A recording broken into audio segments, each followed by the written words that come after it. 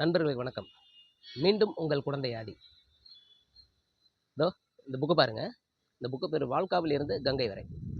இந்த புக்கை பற்றி இந்த வீடியோட கடைசியில் பதிவு போடுறேன். இப்போ எதை பற்றி இந்த டாப்பிக்கில் பேசலான்னாங்க, விஜய், சீமான், திராவிட கட்சிகள் இது மூணுத்தை பற்றி பார்ப்போம். இப்போ விஜய் எடுத்துப்போமே. விஜய் வந்து இந்த ஏப்ரல் இந்த தேர்தல் முடிவு இருக்குல்ல, விஜய் எந்த அளவு ஆர்வமாக இருக்காப்புலையோ அதை தாண்டி ஆர்வத்தோடு நான் இருக்கேன். அந்த ரிசல்ட் முதல்ல தெரியணும். ஏப்ரல் வர கூட வெயிட் பண்ண முடியல. அடுத்த வாரமே எலெக்ஷன் வச்சு எனக்கு வந்து அந்த ரிசல்ட்டை தெரிவித்தா ரொம்ப நல்லாயிருக்கும்ட்டு ஆவலாக இருக்குது. ஏன்னா விஜய்க்கு ஒரு புரிதல் இருக்குல்ல, நமக்கு ஒரு புரிதல் இருக்குது. நம்ம புரிதல் சரியாக தப்பான்றதும் நமக்கு ரிசல்ட் வந்தால் தான் தெரியும். விஜய்க்கும் ஒரு புரிதல் உண்டு. இந்த சுற்றி உள்ளவங்களாம் சொல்லி விட்டுருக்காங்கல்ல, அடுத்த சிஎம் நீங்கள் தான், கவலைப்படாதீங்க, நமக்கு தான் பெரும்பான்மையான ஆதரவு அப்படின்ற மாதிரி சொல்லி வச்சுருக்காங்கல்ல. இப்போ விஜய்க்குமே அந்த எலெக்ஷன் முடிஞ்ச பிறகு தானே தெரியும் இவ்வளோ நாள் சொல்லிட்டு இருந்தது. ஏன்னா இதுவரை களம் பார்த்ததே இல்லை, அரசியல் அறிவு கொஞ்சம் கூட கிடையாது. அது அவருடைய இந்த பேட்டி, அவர் கொடுக்குற மேடை பேச்சிலெல்லாம் பார்த்துருந்துருக்கலாம், எல்லாருக்கும் தெரிஞ்சிருக்கும். ஸோ இப்போ அந்த ரிசல்ட் வந்த பிறகு தான் அவருக்கே ஒரு புரிதல் வரும். அரசியலை பற்றின ஒரு புரிதலே அதுக்கப்புறம் தான் விஜய்க்கு வரும். அதுக்கு மேற்பட்டு அவர் வந்து அரசியலில் நீடிக்க போகிறாரா இல்லை பழையபடி நடிக்க போகிறாராங்கிறது அது அப்புறமா அவர் முடிவு எடுப்பார். அப்போ ஒரு சிந்தனை வரும். அப்புறம் இன்னொன்று இருக்குது, விஜயை பற்றி விஜய்க்கு தெரிஞ்ச விஷயம் இருக்குல்ல, அவருக்கு தெரியும் தனக்கு இன்னும் சரியாக ஒன்றும் தெரியல அப்படின்றது அவருக்கு தெரியும். ஏன்னா ஒவ்வொரு மேடைக்கும் எழுதி கொடுத்து பகிரங்கமாக இப்போ வந்து அதை ஓப்பனாக படிக்க ஆரம்பிச்சிட்டாங்க. என்ன கொஞ்ச நாள் ஓட்டுவாங்க, கொஞ்ச நாள் ட்ரோல் பண்ணுவாங்க, அப்புறம் விட்டுருவாங்க, அது அவ்வளோதான் அப்படின்ட்டு விட்டுருவாங்க இல்லையா. அந்த மாதிரி விட்டுருவாங்க. ஆனாலும் அதில் ஒரு சிக்கல் இருக்குது. என்னென்னா, அந்த எழுதி வச்சுருக்கிறதாவது ஒழுங்காக படிச்சுட்டு இருக்கணும். எழுதி கொடுக்குறத அதையும் ஒழுங்காக படிக்கிறது இல்லை, தப்பு தப்பாக படிக்கிறது. ஏன்னா இப்போ கூட எழுதி கொடுக்குறவங்களுக்கெல்லாம் ஒரு மைண்ட் செட் இருக்கும்ல, விஜய்க்கு ஒன்றும் தெரியாது, நம்ம தான் எழுதி கொடுக்கணும். விஜய்க்கு சொல்லிக் கொடுக்குறவங்களுக்குலாம் ஒரு மைண்ட் செட் இருக்கும்ல, விஜய்க்கு ஒன்றும் தெரியாது, நம்ம தான் சொல்லிக் கொடுக்கணும். இப்போ அவங்கெல்லாம் என்ன பண்ணுறாங்கன்னா, அவங்கெல்லாம் சிஎம் கேண்டிடேட்டாக நிற்க முடியாது. ஏன்னா மக்கள்கிட்ட அவ்வளோ பாப்புலாரிட்டி இல்லை. விஜய்க்கு அந்த பாப்புலாரிட்டி இருக்குது. அந்த பாப்புலாரிட்டியை அவங்க பயன்படுத்துகிறாங்க. புரியுதா அவங்களுக்கு? விஜயை விட அதிகம் அரசியல் தெரிஞ்சவங்க அவங்கெல்லாம். ஆனால் விஜயை பயன்படுத்துகிறாங்க. ஏன்னா அவங்கள்ட்ட பாப்புலாரிட்டி இல்லை. இந்த பாப்புலாரிட்டியை பயன்படுத்துகிறாங்க. இப்போ சாதாரணமாக வச்சிங்களேன், விஜய் சிஎம் ஆகிறதுக்கு நான் வேலை செய்வேனா? நான் மீன் என்ன, மற்ற கட்சிகள் விஜய் சிஎம் ஆக்க வேலை செய்யுமா? அரசியல் அறிவு கிடையாது, களத்தில் நின்று போராடுறது கிடையாது. ஒன்று சிஎம் உட்கார வைக்கிறதுக்கு வேலை செய்வோமா? இப்போ சீமானோட போய் சேர்ந்தா, சீமான் வந்து தனிச்சு தான் நிற்கிறேன்னு சொல்லிட்டு இருக்கிறாப்புலன்னு வச்சுக்கலாம். அப்படியே சேர்ந்தால் அவர் வந்து விஜய் சிஎம் ஆக்கிறதுக்காக அவர் வேலை செய்வாரா? செய்ய மாட்டார். சரி, நம்ம பாட்டாளி மக்கள் கட்சியோட போயிட்டு சேர்ந்தா அவங்க விஜயை சிஎம் ஆக்கிறதுக்காக வேலை செய்வாங்களா? அவங்களும் செய்ய மாட்டாங்க. சரி, விடுதலை சிறுத்தை கட்சியோட போய் சேர்ந்தா அவங்க விஜயை சிஎம் ஆக்கிறதுக்காக வேலை செய்வாங்களா? செய்ய மாட்டாங்க. இப்போ மற்ற கட்சியாவது அந்தந்த கட்சியில் உள்ள லீடர்ஸ் வந்து சிஎம் ஆகணுன்ற எண்ணத்தில் அவாய்ட் பண்ணுவாங்க. இந்த விடுதலை சிறுத்தை கட்சிகள் வந்து தான் சிஎம் ஆகணுன்ற எண்ணத்தினால அவாய்ட் பண்ணுறாங்களா இல்லையா, அதை தாண்டி விஜய்க்கு ஒன்றும் தெரியாது, விஜயை தூக்கி முதல்வரை உட்கார வைக்க முடியாது, அந்த ஸ்டாண்டில் கரெக்டாக இருப்பாங்க.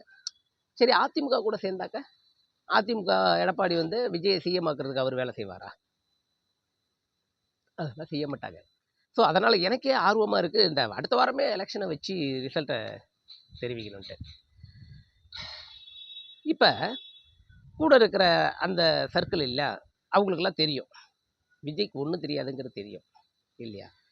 ஒரு புத்திசாலின்னா புரிஞ்சுக்கணும், நமக்கு ஒன்றும் தெரியாது, எழுதி கொடுக்குறாங்க, சரி பக்கத்துலேயே இருந்து நம்மளை பார்க்குறாங்க, அவன் நம்மளை வந்து சிஎம் ஆக்கிறதுக்கு இது பண்ணுறான்னா என்ன நோக்கம்? அது இருக்கு இல்லையா. சிஎம் ஆக முடியாதுங்கிறதே இந்த எலெக்ஷனுக்கு அப்புறம் தான் விஜயால் புரிஞ்சிக்க முடியும். நிறைய பேர் இந்த இது பண்ணுறாங்க, இந்த அணில் குஞ்சிகள், இந்த தற்கூரிங்க, இல்லை தற்கூரியில் ஆச்சரியக்குறிங்க, அவங்கெல்லாம் வந்து அங்கங்கே பேட்டி மைக்கை நீட்டினாலே போதும், ஒரு கும்பலை அப்படியே பேய் பிடிச்ச மாதிரி கத்துது. கிட்டத்தட்ட எல்லாத்துக்கும் பேய் பிடிச்ச மாதிரி தான் எனக்கு தோணுது. இதில் எவ்வளோ ஒரு முட்டாள்தனமான வாதங்களை வைக்கிறாங்கன்ற அதுக்கு ஒரு சின்ன இதுக்கு பாருங்களேன். ஒருத்தன் நல்லா இருக்கான், ஆள் இன்னும் விஜயை விட சூப்பராக இருக்கான் பார்க்குறதுக்கு, அவங்களாம் நடிச்சு அண்ணா ஹீரோவாக வரலான்னு வச்சிங்களேன். அவன் சொல்கிறான், சுறாவையே நாங்கள் 4 வாட்டி பார்த்தோம். இப்போ இந்த படம் ஜனநாயகன் வந்து கேசரி படத்துடைய பாதிப்பு இந்த ஜனநாயகனில் நிறையா இருக்குன்ற மாதிரி எல்லாரும் எடுத்து போட்டாங்க. உங்களுக்கு அறிவு இல்லைன்னா அதை பற்றி நீங்கள் யோசிக்காதீங்க, போய் பாருங்கள், ஒன்றும் பிரச்சனை இல்லை. ஆனால் அதை எடுத்து போடுறான்ல, அவனை வந்து நீங்கள் கேள்வி கேட்கறதுக்கு உங்களுக்கு ரைட்ஸே கிடையாதுன்ற அறிவு இவங்களுக்கு இல்லை. நான் சுறாவியா 4 வாட்டி பார்ப்பேன், நீயே இதை போட்டுட்டு இருக்க போடாதாங்கிறான். இது அவனுடைய கருத்து சுதந்திரம். அவன் போடுவான், அவனுக்கு தெரிஞ்சிருச்சு. கேதரின்ற படத்தை தான் இவங்க ரீமேக் பண்ணியிருக்கிறாங்கன்றது தெரிஞ்சு போச்சு. அதை அவன் எடுத்து போடுறான். நீ தெரிஞ்சுக்கிட்டா தெரிஞ்சுக்காட்டிப்போ. அவனை இந்த மாதிரிலாம் போடாதன்னு சொல்றதுக்கு உனக்கு ரைட்ஸே இல்லை. இது தெரியல இவங்களுக்கு. அப்புறம் ஏன் இவங்களை நம்ம ஆச்சரியக்குறின்னு சொல்லக்கூடாது? இப்படிதான் இருக்கிறாங்க இந்த விஜய் கட்சியில.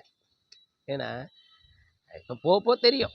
இன்னும் அடுத்து நம்ம சீமான் கட்சிக்கு வருவோம். இந்த சீமான் கட்சியில இருந்த அந்த தம்பிகள் மேல எனக்கு கொஞ்சம் மரியாதை இருந்துச்சு. ஆனா போக போக அந்த மரியாதை ரொம்ப போயிடுச்சு. ஏன்னாக்க எனக்கு ஒரு நண்பன் இந்த சீமான் கட்சியில, நாங்க நல்ல நண்பர் தான், இன்னும் நண்பராக தான் இருக்கிறோம். ஆனா ஒரு கட்டத்துல சீமான் பெரியார திட்டி, மேடைக்கு மேடை பெரியார திட்டி பேசுறதை கேட்டு சந்தோஷப்படுறாப்ல. நான் என்ன சொல்றேன், என்ன கேட்குறேன், ஒரு கட்சி நான் ஆரம்பிக்கிறேன். என்னுடைய கொள்கை என்ன? இந்துக்களை எல்லாத்தையும் அடிச்சு கொண்டு இந்த நாட்டை விட்டு துரத்தணும். என்னோட கொள்கை. சேர்வியா நீ? கட்சியில் சேர்வியா? சேர மாட்டாங்க. என்ன அடுத்து இந்த கட்சி ஆரம்பிக்கிறவங்களே இருக்கவே விட மாட்டோம், அதுவே கட்சியவே ஆரம்பிக்க விட மாட்டோம்னு வச்சுங்க. ஆனால் நீ சேர்வியா? சேர மாட்டில. அதே மாதிரி சீமான் ஓப்பனிங் பெரியாரை தூக்கிட்டு வந்தார்ல. இந்த கட்சியில் பெரியாரை பிடிக்காதவங்க இருக்கிறீங்கல்ல, நீங்கள் என்ன பண்ணிருக்கோம், உள்ளே வந்திருக்க கூடாது. நமக்கு பிடிக்காத ஆளை தூக்கி தலையில் தூக்கிட்டு வர்றாரு, நம்ம எப்படி அவர் பின்னாடி போகிறது? அப்படி நீ போயிருந்தீங்கன்னா நீ சரியான ஒரு அறிவுள்ள ஒரு மனிதனாக உன்னை பார்ப்பேன். இல்லைன்னா இந்த ஆச்சரியக்குறிங்களோட நீயும் ஒன்று தானே இல்லையா? நீ ஒன்று படிச்சிருக்கணும், படித்தவன் சொல்கிறதையாவது கேட்டிருக்கணும். ஏன்னா அதுவும் கிடையாது. ஏன்னா அந்த இப்போ சீமான் விஜயை விட ரொம்ப ஆபத்தானவரோன்னு எனக்கு தோணுது. விஜயாவது அரசியல் புரிதல் இல்லாமல் உள்ளே போய் பலிகடாவாக போகிறாப்புல. அதுவும் இல்லாமல் விஜய்க்கு ஒரு புரிதல் வேணும். என்னன்னா இந்த பிஜேபியெல்லாம் அவங்க காசை செலவு பண்ணி ஒன்று சிஎம் ஆக்க மாட்டாங்க. அவங்க உள்ளே இறங்கி வேலை செய்கிறாங்கன்னா அவங்க வேற ஏதோ ஒரு திட்டமோ வேற ஏதோ ஒரு பிரதிபலனோ இல்லாமல் அவங்க பண்ணவே மாட்டாங்க. அவங்க உன் காசை உருவிடுவாங்க. அது முதல்ல தெரிஞ்சுங்க. ஏன்னா வரலாறு படிங்க, பெரிய பெரிய வழக்குகள்லாம் என்ன அனுச்சுன்னு படிங்க. முதல்வராக இருந்த சிஎம்ஐயே தூக்கி உள்ளே உட்கார வச்சாங்க. அது முதல்ல ஞாபகத்தில் வச்சுங்க. சும்மா ஈஸியாக ஏதாவது பண்ணிவிட்டு தப்பிச்சிடலாம்லாம் நினைக்காதீங்க. அந்த புரிதல் வேணும். இப்போ ஏன் விஜயை விட நான் சீமான ரொம்ப டேஞ்சர்னு சொல்கிறேன்னாக்க, நீ அரசியல் பண்ணுற இல்லையா? இந்து மக்கள் பெரும்பான்மையானவர்களுடைய ஆதரவு பெரியாருக்கு இருக்குது. பெரியாரை விரும்பிகள் தான். கடவுளை கும்பிடுபவர்கள் கூட பெரியாரை ரசிக்கிறவங்களா தான் இருக்கிறாங்க, பெரியாரை விரும்புகிறவங்களா தான் இருக்கிறாங்க. அப்படி இருக்கும்போது இஸ்லாமிய நபர்களை கொண்டு நீ மேடையில் நிப்பாட்டி பெரியாரை அசிங்கப்படுத்துறதுக்கு பேசக்குள்ள உன்னுடைய எண்ணம் என்னவா இருக்கு? பிஜேபி எப்படி இங்கே ஒரு கலவரம் வரணும்னு துடிச்சிக்கிட்டு இருக்கோ, அதை செயல்படுத்துகிற மாதிரி கரெக்டாக இருக்கே. இது இந்த தம்பிங்கெல்லாம் உணரணும்ல, பார்க்கணும்ல. நீ போய் பேச போனது பாரதியாருடைய அந்த விழாவில் போய் பேச போன. நீ ஆர்எஸ்எஸ்க்கு இதுக்கு போ, பிஜேபியோட போ, என்ன வேணாலும் பண்ணு. நீ திட்டு நீ ஏதாவது பண்ணு. ஆனால் இன்னொரு மதத்தை சார்ந்தவங்களை உள்ள இறக்கி விட்டு திட்ட வைக்கிற பத்தியா? இங்கத்தான் சீமான் மிகவும் டேஞ்சரான ஆளு. இதை முதல்ல தம்பிங்க புரிஞ்சுக்கணும். இவங்க கையில் நாடு போயிடுச்சுன்னு வையே, நாசமா போயிடும். அதாவது பிரபாகரன் இலங்கையில் உள்ள முஸ்லீம்ஸ் எல்லாத்தையும் கொண்டு இருக்கிறாரு. ஏன்னா அவரை தலைமையாக ஏற்றுக்கிட்டு உட்காந்துருக்கக்குள்ள இந்த முஸ்லீம்ஸ் கும்பல் அங்கே பேசுனுச்சுல்ல. அப்போ நீங்கள் என்ன பண்ணணும்? அவ்வளோ கும்பல் முஸ்லீம் அங்கே குண்ணு குமிச்சு அந்த பிரபாகரனை தலைமையாக ஏற்றுக்கிட்ட இந்த சீமான் பின்னாடி நீங்கள் போயிருக்கவே கூடாது. பெரியாராவது திட்டினாருப்பா, அவரு திட்டினதில் கூட நீ ஏன்டா இப்படி முண்டாமல் இருக்க, நீ திருந்துடா, நீ ஏன்டா அவனுக்கு அடிமையாக இருக்க, அவன் ஒன்று அடிமைப்படுத்துறான், இந்த ஒரு கோபத்தில் அவர் பேசினார். ஆனால் பிரபாகரன் அங்கே கொன்னே குவிச்சிருக்கிறாரு. அந்த அரசியல் வேற இல்லையா? அது நமக்கு அதை பற்றி நம்ம உள்ளே போவேனா, டீப்பாக போவேனா. ஆனால் இந்த முஸ்லீம்ஸ்க்கு சொல்கிறேன், நீ அப்போ உன்னுடைய இனத்தையே அழிச்ச ஒரு தலைவரை தலையில் தூக்கி கொண்டாடிட்டு இருக்கிற சீமான நீ தூக்கி கொண்டாடுறிய. அப்போ உங்களுடைய அறிவை நாங்கள் எப்படி பார்க்கறது? இந்த தற்குறிங்க கூட்டத்தோட ஒரு கூட்டமாக தானே பார்க்க முடியும். அதில் வர அந்த முஸ்லீம் பொண்ணு ஒன்று, அது பேர் கூட தெரில, அது பேட்டி கொடுக்குது. தனியாக ஒரு நிருபர் பேட்டி எடுக்கிறாரு. பழனி பாபா இருக்கார்ல, அவரு பேசினதை அவரு போட்டு காட்டுறாரு. என்னன்னு, இந்த மாதிரி பெரியாரையும் அம்பேத்கரையும் ஏத்துக்காதவன் எவனா இருந்தாலும் அவன் பின்னாடி போகாதீங்க, அவன்லாம் நாட்டுக்கு துரோகம் பண்றவன், ஆபத்தானவன் அப்படின்னு அவரு ஒரு மேடையில பேசியிருக்கிறாரு. இப்ப அத போட்டு காட்டுனா, அதுக்கு பதில் என்ன சொல்லணும்? இல்லைங்க, அது ஏஐல பண்ண வீடியோ. அதனால அது பொய்யிங்களாம். இல்ல, இல்ல. அது வந்து டப்பிங் பண்ணி குடுத்தாங்க. அவரு அப்படி பேசல. நான் இந்த ஒரிஜினல் வீடியோ காட்டுறேன் பாருங்க. அப்படி சொல்லலாம். அப்படியே இல்லையா? பழனி பாபாலாம் ஒரு ஆளுமைரா? அவரெல்லாம் நாங்க நம்ப மாட்டோம். அப்படி. கொஞ்சம் நீ ஹார்டா கூட இப்படி கூட பேசிக்க. ஏன்னா பெரியார பேசுனீங்கல்ல, அந்த மாரி பேசிக்க. அவரு சொன்னதெல்லாம் நாங்க ஏத்துக்க மாட்டோம். எங்களுக்கு ஒரு புரிதல் இருக்கு. அப்படின்னு அதுவா. அத விட்டுப்புட்டு அந்த புள்ள என்ன பண்ணுது? பழனி பாபா கருணாநிதிய திட்டுற வீடியோவ காட்டுது. அவரு என்னத்த போட்டு காட்டினாரு? பழனி பாபா பெரியாரையும் அம்பேத்கரையும் ஏத்துக்காதவன் இந்த நாட்டுக்கே மிகப்பெரிய துரோகி. அவன் பின்னாடி போகாதீங்கன்ற ஒரு பதிவு அவரு போட்டிருக்கிறாரு, காட்டுறாரு. இது என்ன பண்ணுது? பழனி பாபா கருணாநிதியை திட்டுறதை காட்டுது. இதுக்கு அதுக்கு சம்மந்தமே இல்லை. ஏன் அப்போ உங்களை தற்குறிங்க கூடாது? ஏன்னா அப்ப இந்த மாதிரி கும்பலைத்தான் விஜயும் விரும்புறாப்புல, சீமானும் விரும்புறாப்புல. இந்த இந்த எங்களுக்கெல்லாம் வர்ற வீடியோ உங்களுக்கெல்லாம் போகுமா என்னன்னு தெரியல. இந்த திரள் நிதின்ட்டு சீமான் வந்து பேசுறாரு. சாட்டை துரைமுருகனும் சீமானும் பேசுறாங்க. இந்த மாதிரி வெளிநாட்டு வாழும் தமிழர்கிட்ட இருந்து 5லேருந்து 10 லட்சம் கிடைச்சிரும், நீங்க சொன்னா போதும் அப்படிங்கிறப்ப அந்த வீடியோவில் சொல்றாரு சீமானு, கவனம் கவனம் அப்படின்ட்டு. பயம், பயந்துட்டு, ஏன்னா தப்புன்னு தெரியுது, அதனால பயம். தான் பண்றது தப்புன்னு தெரிஞ்சு பகிரங்கமா மன்னிப்பு கேட்கிற இடத்துல சில தலைவர்கள் இருக்கிறாங்க. இப்போ வந்து இவரு திருமாவளவன் அவர்களை வச்சுங்களேன். அவர் என்ன பண்ணாரு, ஒரு வாட்டி அந்த உணர்ச்சி வேகத்துல சொல்லிட்டாரு. என்னன்னு, இந்த கல்யாண விஷயமா எல்லாரும் கேட்டுட்டு இருக்கிறப்ப, நான் தான் நொண்டியா நொடமா, எனக்கு நான் கல்யாணம் ஆசை இருக்கக்கூடாதான்ற மாதிரி ஒரு பதிவு போட்டாரு. அடுத்து உணர்ந்துட்டாரு, அப்படி நம்ம சொல்லக்கூடாது அப்படின்னு உணர்ந்து பகிரங்கமா மன்னிப்பு கேட்டாரு. ஆனா இப்ப சீமான் அப்படி இல்லையே. தான் பண்றது எவ்வளோ பெரிய அயோக்கியத்தனம், அதை புட்டு புட்டு வச்சாலுமே அதுக்கு வந்து மன்னிப்பு கேட்கறதோ, இந்த வாதத்துக்கு வா ஒண்டி கொண்டின்னு கூப்பிடுறாப்புல, அந்த வாதத்துக்கு எல்லாம் தயாரா எத்தனை பேர் சொல்றாங்க, நான் இருக்கேன் தயாரு, நான் இருக்கேன்னு எத்தனை பேரும் வர்றாங்க. ஆனா நீ போகவே மாட்டேங்கிறியே. ஏன்? இப்பயாவது இந்த தம்பிங்க உணரணும். சீமான் போய் பேசுறாப்புல, பயப்படுறாப்புல, களத்துல போய் உட்கார முடியாது, நிக்க முடியாது. அவருக்கு தேவை இந்த எதிர்கட்சியை பத்தி, எதிர்கட்சியில இருக்கிற தொண்டர்களை பத்தி எல்லாம் கவலை இல்ல. ஒன்ன நீ இப்படி இருக்க தெரியுமா முட்டாள்தனமா? அதுதான் அவர் எதிர்பார்க்கிறாரு. அதனால சீமானும் மிகப்பெரிய டேஞ்சர். இந்த தம்பிகளுக்கு சொல்றேன், நல்லா கூர்ந்து கவனிச்சிங்கன்னா தெரியும், சீமான் உங்களை ஏமாத்துறது. என்னுடைய நண்பன் சொன்னல, அவர் சொல்றாப்புல, அவரு ஆரம்பிச்சப்ப பெரியாரை பத்தி தெரியல அவருக்கு, இப்ப தெரிஞ்சுக்கிட்டாரு, அதனால அவர் வந்து சாடுறாரு. எப்பா, அவர் கட்சி ஆரம்பிக்கிறப்ப அவருக்கு என்ன வயசு தெரியுமா? அவரு சினிமா துறை இயக்குனர் கட்சி ஆரம்பிச்சப்ப. இயக்கி படம்லாம் பண்ணிட்டு அதுக்கப்புறம் தான் கட்சியை டெவலப் பண்றாரு. அது வரை அவருக்கான ஒரு இதை தேடிட்டு இருக்கிறாரு. எங்க சிக்கல் வருதுனாக்க, அவர் வழக்குல மாட்டிட்டு இருக்கிறாரு. வழக்குல இருந்து தப்பிக்கணும். அப்ப பிஜேபியோட சப்போர்ட் வேணும். அதனால பிஜேபி கிட்ட போய் சரணடைஞ்சிருக்கிறாரு. இப்ப பிஜேபி சொல்றது எல்லாத்தையும் செஞ்சுட்டு இருக்கிறாரு சீமான். அவர் இண்டிவிஜுவலா எதையுமே செய்யல. சொல்றாரு, பாப்பான், அனைவரையும் சமமாக பாப்பான். இதை எத்தனை நாம் தமிழர் தம்பிங்க ஒத்துக்கிறீங்க? அதை சொல்லுங்க. நீங்க எல்லாம் உண்மையிலேயே சரியான அறிவு உள்ளவங்களா இருந்தா இந்த ஒரு வார்த்தைக்கே சீமானை விட்டு வெளில வந்திருக்கணும். இந்த ஒரு வார்த்தைக்கு. இல்ல, அவர் சொன்ன சரிதான், பாப்பான் எல்லாரையும் சமமாக தான் பாப்பான், அது எங்களுக்கும் தெரியும், அப்படின்னாவது நீங்க இருந்துக்க. உங்களுக்கு அது உண்மையிலேயே நெருடலா இருந்ததுன்னா, சீமான் இப்படி ஒரு தப்பான ஒரு பதிவு போடுறாரு அப்படின்னு உங்களுக்கு ஒரு உண்மையான புரிதல் இருந்துச்சுன்னா, நீங்க சீமானை விட்டு வெளில வரணும். வெளில வரீங்களோ இல்லையோ, உங்களுடைய அந்த கருத்தையாவது நீங்க பதிவிடணும். சீமான் பேசினது தவறுன்ற கருத்தையாவது பதிவிடணும். அப்பத்தான் நீங்கெல்லாம் தற்குறி இல்ல, இங்கேயும் சரியான ஆளுங்க தான் சீமான் தம்பிகளும் அப்படின்ற ஒரு புரிதல் வரும். ஏன்னா இப்ப இந்த திராவிட கட்சிக்கு வருவோம். எனக்கு ஒரு விஷயம் புரியல. என்னன்னா, நமக்கு எதிரி ஒருத்தன் நம்மளை முழுங்குறதுக்கு காத்துக்கிட்டே இருக்கான். நீங்க இப்ப மட்டுமே தடை போட்டுக்கிட்டே இருக்கீங்க. அதுக்கு நிரந்தர தீர்வு நீங்க வந்து இன்னுமே எடுக்கல. திகாவா இருக்கட்டும், திராவிட கட்சிகளா இருக்கட்டும், எதுவுமே எடுக்கல. இப்ப பெரிய பெரிய ஆளுங்க நீங்க எல்லாம் இருக்கீங்க. அவங்க எல்லாம் இப்ப வந்து அதுக்கு தடை மட்டும் தான் போடுறீங்களே தவிர, நீங்களாம் எத்தனை வருஷம் உயிரோடு இருப்பீங்க? நீங்க இறந்த பிறகு அடுத்து அதை எதிர்க்கிறதுக்கு இங்கே யார் இருக்கா? அடுத்த ஜென்ரேஷன்லாம் தற்கொலையாக வந்துட்டு இருக்கிறாங்க.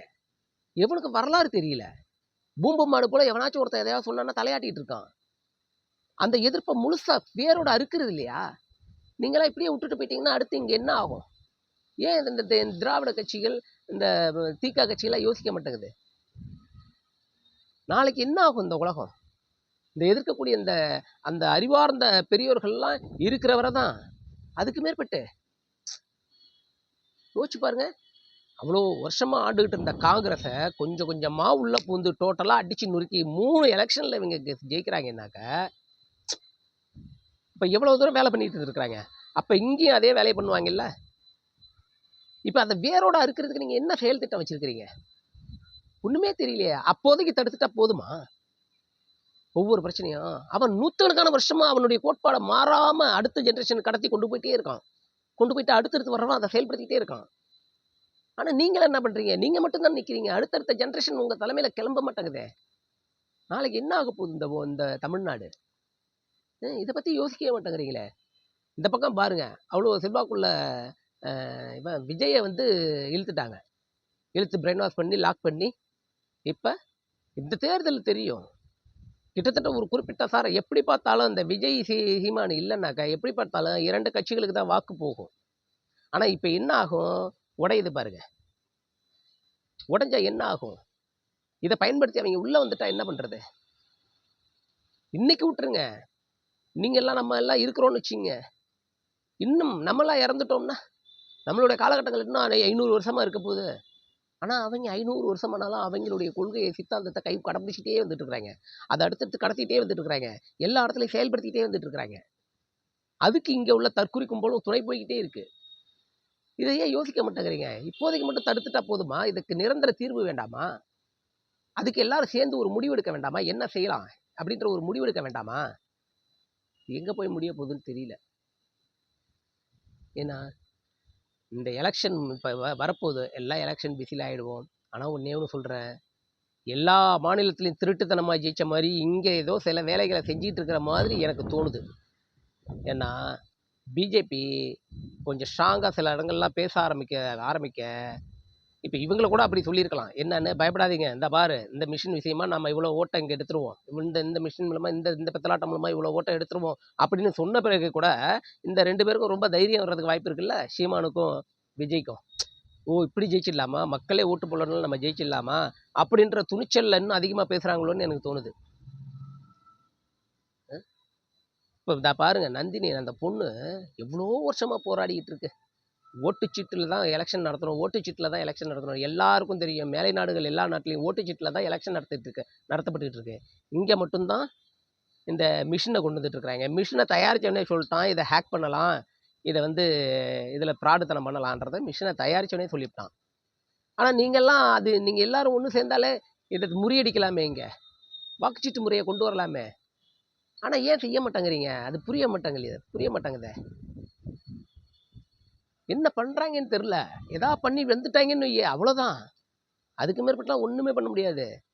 இப்போ அங்கே காங்கிரஸ் வலுவாக பேசிக்கிட்டு இருக்கிறதுக்கு மிகப்பெரிய காரணம் நம்ம தமிழ்நாட்டுடைய சப்போர்ட்டு.